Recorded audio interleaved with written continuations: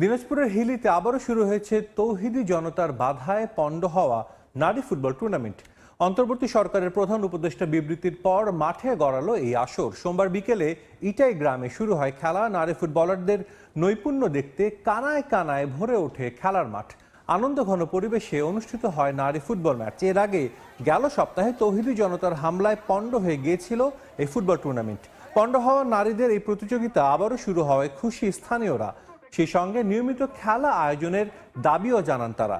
সমাজে পুরুষের পাশাপাশি বিভিন্ন কর্মকাণ্ডে নারীদের অংশগ্রহণ বাড়াতে এবং খেলাধুলায় নারীদের আরও উৎসাহিত করতে এই আয়োজন করা হয়েছে বলে জানান আয়োজকরা।